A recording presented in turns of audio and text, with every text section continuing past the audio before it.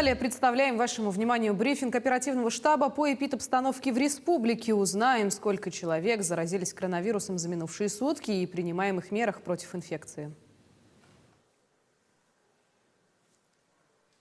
Ольга Валерьевна, здравствуйте. Прокомментируйте текущую ситуацию с коронавирусной инфекцией в нашем регионе. Добрый день, уважаемые жители Республики Саха-Якутия. Текущая санитарно-эпидемиологическая ситуация в республике остается напряженной и контролируется органами государственной власти, органами местного самоуправления через соответствующие оперативные штабы. За сутки в республике госпитализировано, как и за прошлые сутки, 69 человек или 6,2% от общего количества выявленных случаев. Сегодня в республике выявлено 1557 случаев. Необходимо обратить внимание.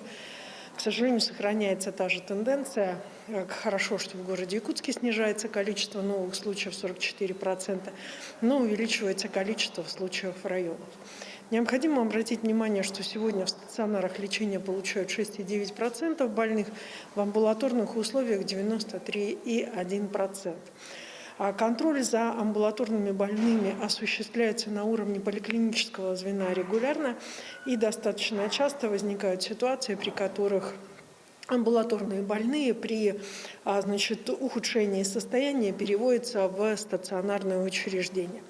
За сутки у нас в республике продолжают выздоравливать люди, так как был достаточно высокий показатель выявления, то сегодня наши медики выздоровели 4085 человек.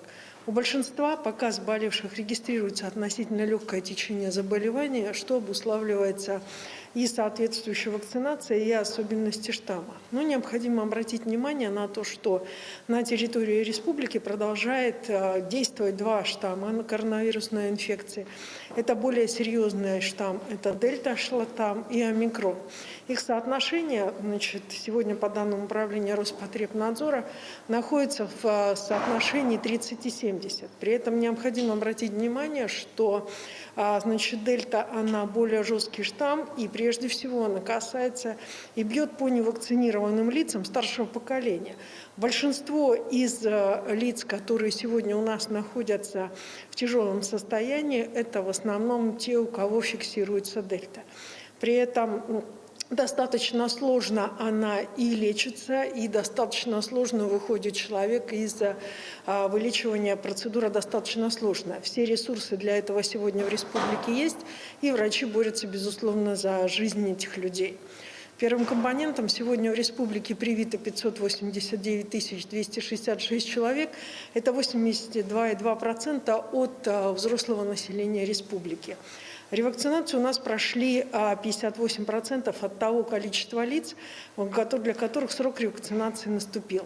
Медики сегодня констатируют факт того, что лишь только полностью вакцинированный и в последующем ревакцинированный через полгода человек, он защищен от заболевания, с точки зрения как для кого-то при слабом иммунитете легкого его протечения заболевания, либо не фиксации и заболевания вирусом вообще.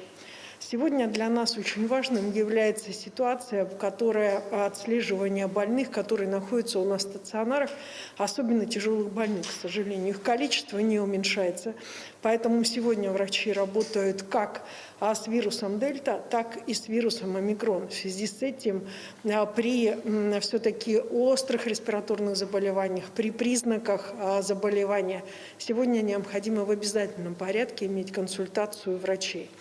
Нами принято решение о том, что функцию, которую должен выполнять непосредственно выездной амбулаторный центр в Триумфе, эта функция на настоящий момент, исходя из количества больниц, не является актуальной. В связи с этим, соответственно, прием больных там не будет осуществляться с 19 числа. А все поликлиники настроены и продумали маршрутизацию для того, чтобы работать с населением, которое обращается. Ну и, конечно же, желаем всем здоровья. Спасибо. Это был брифинг по эпидобстановке в Якутии. Оставайтесь с нами.